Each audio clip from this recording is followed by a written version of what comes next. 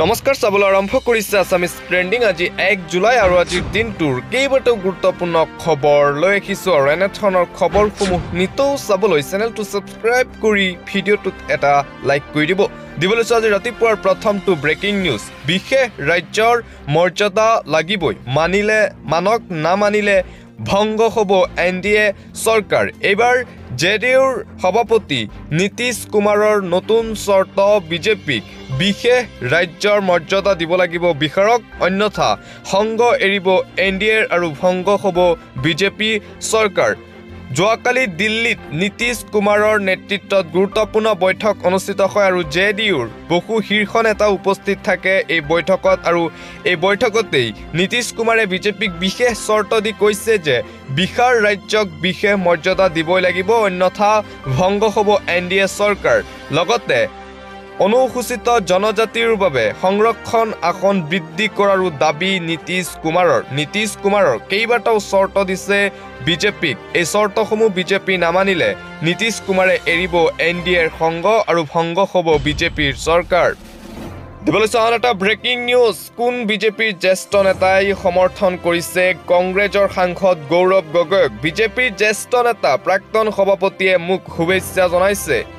ৰূপজ্যোতি কৰ্মীৰ মন্তব্যৰ কোনো গুৰুত্ব নাই গৌৰৱ গগৈৰ পুনৰ প্ৰতিক্ৰিয়া টিয়কত সাংসদ গৌৰৱ গগৈক উষ্ম আদৰণি ৰাইজৰ নিৰ্বাচনী প্ৰতিশ্ৰুতি অনুসৰি দায়িত্ব পালন কৰিম গৌৰৱ গগৈৰ মন্তব্য সমষ্টিবাসীৰ শিক্ষা স্বাস্থ্য যাতায়াতৰ উন্নয়নৰ হকে কাম কৰিম বিধ্বস্ত ৩৭ নং ৰাষ্ট্ৰীয়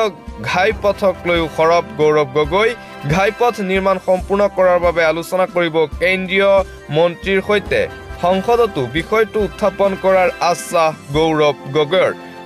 গগৈক এইবাৰ কেইবাগৰাকীও জ্যেষ্ঠ বিজেপিৰ নেতাই শুভেচ্ছা জ্ঞাপন কৰিছে বুলি মন্তব্য কংগ্ৰেছৰ যোৰহাটৰ সাংসদ গৌৰৱ গগৈৰ পৰৱৰ্তী খবৰ এইবাৰ কংগ্ৰেছক লৈ মন্তব্য অমিত শ্বাহৰ কংগ্ৰেছে জনতাৰ মাজত বিভ্ৰান্তি বিয়পাই লোকসভা নিৰ্বাচনত নিজৰ পৰাজয় লুকাইছে আমি 100ৰ ভিতৰত 85 নম্বৰ আশা কৰিছিলোঁ কিন্তু আমি 75 নম্বৰ পাইছোঁ আৰু কংগ্ৰেছীসকলে আমাক বিফল বুলি অভিহিত কৰিছে তেওঁলোক মাত্ৰ 25 নম্বৰ লাভ কৰিয়েই নিজেই পাছ বুলি কৈ আছে কংগ্ৰেছক লক্ষ্য কৰি ল'লে কেন্দ্ৰীয় গৃহমন্ত্ৰী অমিত শ্বাহে কংগ্ৰেছক লৈ এইদৰে মন্তব্য কৰে যে কংগ্ৰেছে কেৱল 25 নম্বৰ পাই নিজেই জয়ী হৈছে বুলি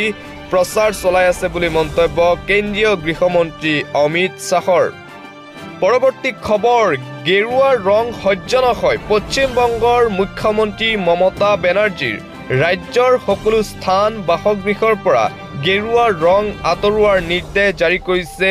মমতা বেনাৰ্জীয়ে বিজেপিক যেন সহ্য কৰিব নোৱাৰে পশ্চিম বংগৰ মুখ্যমন্ত্ৰী মমতা বেনাৰ্জীয়ে নতুন নিৰ্দেশনা জাৰি কৰিছে পশ্চিম বংগত গেৰুৱা ৰঙৰ প্ৰতি এলাৰ্জি মুখ্যমন্ত্ৰী মমতা বেনাৰ্জীৰ গেৰুৱা ৰং দেখিলেই সহ্য নহয় মমতা বেনাৰ্জীৰ বেংগলৰ সকলো ঘৰ প্ৰতিষ্ঠানৰ পৰা গেৰুৱা ৰং আঁতৰোৱাৰ নিৰ্দেশ মমতাৰ বেংগলৰ ঘৰৰ ছাদত গেৰুৱা ৰং দেখি ক্ষুণ্ণ মমতা বেনাৰ্জী ঘৰৰ ছাদৰ পৰা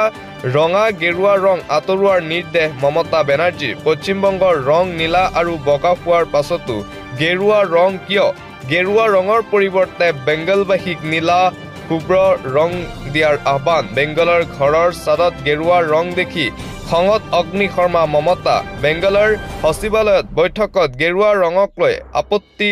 প্ৰদৰ্শন মমতাৰ ৰাজহুৱা সম্পত্তিত ৰঙা গেৰুৱা ৰং নলগোৱাৰ আহ্বান গেৰুৱা ৰঙৰ প্ৰতি এলাৰ্জি পশ্চিমবংগৰ মুখ্যমন্ত্ৰী মমতা বেনাৰ্জীৰ দিবলৈ এটা ভাল খবৰ নতুনকৈ আৰু 10 লাখ লোকলৈ ৰেচন কাৰ্ড ৰাজ্য চৰকাৰৰ যোগান মন্ত্ৰীয়ে কৰিলে ডাঙৰ ঘোষণা ৰেচন কাৰ্ডক লৈ ৰাজ্যত নতুনকৈ আৰু 10 লাখ লোকক দিয়া হ'ব ৰেচন কাৰ্ডৰ বাবে নতুনকৈ আবেদন কৰাৰ আহ্বান মন্ত্ৰীৰ কেঞ্চাৰ ৰোগী কিডনী ৰোগীয়ে পূৰ্বে আধাৰ কাৰ্ডৰ বাবে পোৱা নাছিল ৰেচন কাৰ্ড শীঘ্ৰেই এই সকল লোকক দিয়া হ'ব ৰেচন কাৰ্ড চৰকাৰৰ ফালৰ পৰা ৰাজ্যত আছে 35 লাখ ভুৱা হিতাধিকাৰী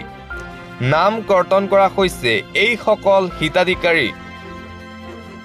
হৰভোগত এই মন্তব্য যোগান মন্ত্ৰী ৰঞ্জিত কুমাৰ দাসৰ ৰাজ্যত আৰু নতুনকৈ 10 লাখ লোকে পাব ৰেচন কাৰ্ডৰ সুবিধা পৰৱৰ্তী খবৰ জয় শাহৰ বৃহৎ ঘোষণা টিম ইণ্ডিয়ালৈ 125 কোটি টকাৰ উপহাৰ টি20 বিশ্বকাপৰ পূৰ্বেই প্ৰতিশ্ৰুতি দিয়া হৈছিল BCCIৰ ফালৰ পৰা আৰু সেই প্ৰতিশ্ৰুতি পূৰণ কৰিলে বিশ্বকাপ জয়ী টিম ইণ্ডিয়াত টকাৰ বৰষুণ টিম ইণ্ডিয়ালৈ 125 কোটি টকাৰ উপহাৰ ঘোষণা জয় শাহৰ ভাৰতীয় দলক প্ৰশংসাৰে উপচাই কোটি টকাৰ উপহাৰ জয় শাহৰ 15 জনীয়া ভাৰতীয় দললৈ 125 কোটি টকাৰ উপহাৰ BCCIৰ টিম ইণ্ডিয়াৰ অসাধাৰণ প্ৰতিভাৰ কথা সোঁৱৰালে BCCIয়ে টিম ইণ্ডিয়াৰ প্ৰতিগৰাকী খেলুৱৈ প্ৰশিক্ষক ধন্যবাদ জয় শাহৰ বিশ্বকাপ জয়ী টিম ইণ্ডিয়ালৈ টকাৰ বৰষুণ BCCIৰ ফালৰ পৰা আন এটা ব্ৰেকিং নিউজ কাগজ কলমেৰে নহয় অনলাইনত হ'ব এইবাৰ নীট পৰীক্ষা পেপাৰ লিক বিতৰ্কৰ মাজতেই চৰকাৰে ল'ব পাৰে ডাঙৰ সিদ্ধান্ত অহা বছৰৰ পৰা অনলাইনৰ জৰিয়তে নীট পৰীক্ষা অনুষ্ঠিত কৰাৰ কথা চিন্তা চৰ্চা চলিছে যেহেতু নীট পৰীক্ষাক লৈ ব্যাপক বিতৰ্ক হৈছিল আৰু নীট পৰীক্ষাৰ প্ৰশ্নকাকত ফাদিল হৈছিল একেলৈ সমগ্ৰ ভাৰতবৰ্ষত শিক্ষাৰ্থীয়ে প্ৰতিবাদ কৰিছিল বিতৰ্কৰ সৃষ্টি হৈছিল কেন্দ্ৰীয় চৰকাৰো বিতৰ্কৰ মাজত সোমাই গৈছিল নীট পৰীক্ষাক লৈ আৰু কেইবাগৰাকীও লোকক আটক কৰা হৈছিল আৰু এতিয়াও তদন্ত অব্যাহত আছে নীট পৰীক্ষাৰ প্ৰশ্নকাকত ফাদিল সন্দৰ্ভত আৰু তাৰ মাজতে এটা খবৰ আহিছে যে অহা বছৰৰ পৰা নীট পৰীক্ষা কাগজ কলমত নহবও পাৰে নীট পৰীক্ষা অনলাইন মাধ্যমত অনুষ্ঠিত কৰিব পাৰে NTA যাতে নীট পৰীক্ষাৰ প্ৰশ্নকাকত ফাদিল নহয় এইবাৰৰ দৰে আৰু নীট পৰীক্ষা অনলাইনত হোৱাৰ সম্ভাৱনা আন এটা ব্ৰেকিং নিউজ সংসদত জয় পেলেষ্টাইন ধ্বনি ওৱেইচিৰ বিৰুদ্ধে গৰজি উঠিল হিন্দু পৰিষদ বজৰং দল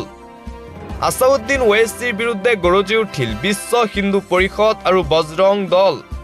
সাংসদগৰাকীৰ বিৰুদ্ধে কপালে ৰাজপথ বিপদত আসাউদ্দিন ওৱেইচি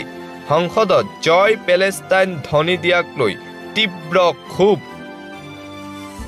AIMIM সাংসদগৰাকীক গ্ৰেপ্তাৰৰ দাবীত উত্তাল প্ৰতিবাদী কাৰ্যসূচী সদনত শপত গ্ৰহণৰ সময়ত জয় পেলেষ্টাইন ধ্বনি দিছিল আসাউদ্দিন ওৱেইচিয়ে জয় পেলেষ্টাইন দিয়াক লৈ গৰজি উঠিল বজৰং দল দিল্লীৰ ৰাজপথত বিশ্ব হিন্দু পৰিষদেও সাব্যস্ত কৰে উত্তাল প্ৰতিবাদ সাংসদ আসাউদ্দিন ওৱেইচিৰ বিৰুদ্ধে আৰু কেইদিনমান পূৰ্বে আসাউদ্দিন ওৱেইচিৰ বাসগৃহৰ চৌহদত কলা ৰং সানিছিল একাংশই পৰৱৰ্তী খবৰ চন্দ্ৰকান্ত দাসৰ হত্যাকাণ্ডৰ বিগ আপডেট এটা ব্ৰেকিং নিউজ সুপাৰী কিলাৰৰ হতুৱাই হত্যা কৰিছিল পত্নীয়ে হত্যাৰ বাবে দিছিল 3 লাখ টকাৰ সুপাৰী দাসৰ হত্যাকাণ্ডক লৈ আৰক্ষীৰ বৃহৎ সফলতা পত্নী সহ 7 অভিযুক্তক গ্ৰেপ্তাৰ কৰিছে আৰক্ষীয়ে চন্দ্ৰকান্ত দাসৰ পত্নী নীলিমা কছাৰীক গ্ৰেপ্তাৰ বিভিন্ন প্ৰান্তত অভিযান চলাই গ্ৰেপ্তাৰ কৰে বঙাইগাঁও আৰক্ষীয়ে গ্ৰেপ্তাৰ জ্যোতিষ দৈমাৰী নকুল ইছলাৰীক গুৱাহাটীৰ পৰা 4 অভিযুক্তক গ্ৰেপ্তাৰ কৰে আৰক্ষীয়ে গ্ৰেপ্তাৰ সাগ্ৰা নাৰ্জাৰী মনোজ বসুমতাৰী জুনেল দৈমাৰী বৰবাৰীত দিন হাজিৰা কৰি আছিল অভিযুক্ত কেইজন 26 জুনত শূন্য দূৰত্বৰ পৰা গুলিয়াই হত্যা কৰিছিল দুৰ্বৃত্তই ব্যৱহাৰ কৰা পিস্তল 4 জাই গুলি জব্দ কৰে আৰক্ষীয়ে মটৰচাইকেল এখন গাড়ীও জব্দ কৰিছে বঙাইগাঁও আৰক্ষীয়ে চন্দ্ৰকান্ত দাসৰ হত্যাকাণ্ডৰ এয়াই শেহতীয়া আপডেট আন এটা গুৰুত্বপূৰ্ণ খবৰ আজি যিহেতু 1 জুলাই আৰু আজিৰে পৰা ভাৰতত প্ৰযোজ্য হ'ব 3খন আইন আজিৰে পৰা আমূল পৰিৱৰ্তন হ'ব দেশৰ আইনী ব্যৱস্থাত 1 জুলাই অৰ্থাৎ আজিৰে পৰা দেশত প্ৰযোজ্য হ'ব 3খনকৈ নতুন আইন বিভিন্ন পক্ষৰ বিৰোধিতা সত্ত্বেও এই 3খন আইন বলবৎ কৰিব কেন্দ্ৰীয় চৰকাৰে আজিৰে পৰা অতীত হ'ল IPC CRPC Indian penal code criminal procedure code নাথাকিব ইণ্ডিয়ান ইভিডেন্স এক্টটো প্ৰযোজ্য নহ'ব এতিয়াৰে পৰা IPCৰ স্থান ল'ব ভাৰতীয় ন্যায় সংহিতাই CRPCৰ স্থান ল'ব ভাৰতীয় নাগৰিক সুৰক্ষা সংহিতাই ইণ্ডিয়ান এভিডেন্স এক্টৰ স্থানত প্ৰযোজ্য হ'ব ভাৰতীয় সাক্ষ্য আইন আজিৰে পৰা আমূল পৰিৱৰ্তন হ'ব ভাৰতৰ আইনী ব্যৱস্থাত আজি 1 জুলাই আৰু আজিৰে পৰা 3খনকৈ নতুন আইন প্ৰযোজ্য হ'ল ভাৰতত দিবলৈ এটা হুকাবহ খবৰ কৃত্ৰিম বানৰ মাজতে অঘটন বিদ্যুৎ স্পৃষ্ট হৈ মৃত্যু এজনৰ কৃত্ৰিম বানৰ মাজতে ডিব্ৰুগড়ত ভয়ংকৰ অঘটন বিদ্যুৎ স্পৃষ্ট হৈ কৰুণ মৃত্যু শিক্ষকৰ মৃত শিক্ষকগৰাকী প্ৰণৱ গগৈ ডিব্ৰুগড়ৰ সম্পূৰ্ণ কেন্দ্ৰীয় বিদ্যালয়ৰ ছাত্ৰাবাসত এই ঘটনা ছাত্ৰাবাসৰ ৱাৰ্ডেনৰ দায়িত্বত আছিল প্ৰণৱ গড়ে বানত প্লাবিত হোষ্টেলৰ জেনেৰেটৰ আঁতৰাবলৈ গৈ মৃত্যু কৃত্ৰিম বানত ডুব গৈছিল বিদ্যালয়খনৰ ছাত্ৰাবাস আৰু তাতেই এই হুকাবহ ঘটনা সংঘটিত হৈছে দিবলৈ আন এটা গুৰুত্বপূৰ্ণ খবৰ মোৰ বিৰুদ্ধে যদি কোনো গোচৰ আছে তেন্তে চৰকাৰে ব্যৱস্থা লওক কোনো অভিযোগ নাথাকিলেও বিৰোধীক হাৰাশাস্তি কৰা চৰকাৰ ৰৈ আছে কিয় মই কাকো ভয় নকৰোঁ যিহেতু ইয়া মোৰ সমষ্টি নগাঁৱৰ কংগ্ৰেছ সাংসদ প্ৰদ্যুৎ বৰদলৈৰ এই মন্তব্য প্ৰদ্যুৎ বৰদলৈক লৈ মন্ত্ৰী পীয়ুষ হাজৰিকাই কেইবাটাও গুৰুত্বপূৰ্ণ মন্তব্য কৰিছিল বিস্ফোৰক মন্তব্য কৰিছিল আৰু সেই মন্তব্যৰ প্ৰতিক্ৰিয়া দিবলৈ গৈ নগাঁৱৰ নৱনিৰ্বাচিত কংগ্ৰেছৰ সাংসদ প্ৰদ্যুৎ বৰদলৈৰ মন্তব্য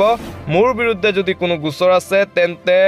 বিজেপি চৰকাৰে মোৰ বিৰুদ্ধে শীঘ্ৰেই ব্যৱস্থা গ্ৰহণ কৰক কোনো অভিযোগ নাথাকিলেও বিৰোধীক এনেই হাৰাশাস্তি কৰা চৰকাৰ ৰৈ আছে কিয় মই কাকো ভয় নকৰোঁ যিহেতু ইয়া মোৰ সমষ্টি নগাঁৱৰ কংগ্ৰেছ সাংসদৰ এই প্ৰতিক্ৰিয়া